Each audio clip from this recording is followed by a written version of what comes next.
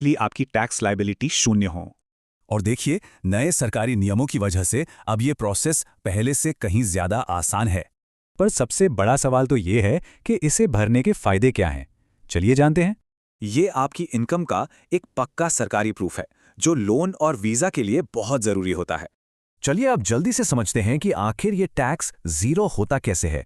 नए tax regime के तहत 12 लाख रुपए तक की सालाना इनकम पर कोई टैक्स नहीं है।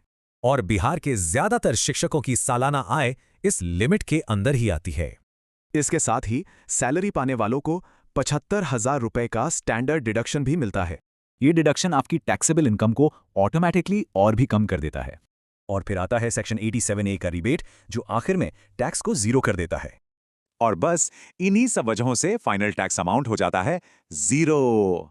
संक्षेप में ITR 1 फॉर्म ऑनलाइन भरना होता है, जिसके लिए बस पैन और आधार चाहिए।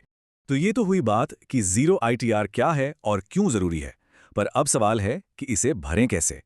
इसके लिए ज़ीरो ITR भरने की पूरी स्टेप बाय स्टेप प्रक्रिया हमारे चैनल पर उपलब्ध है। पूरी जानकारी के लिए नीचे दिए गए लिंक पर क्लिक करके वो वीडियो जरूर देखें।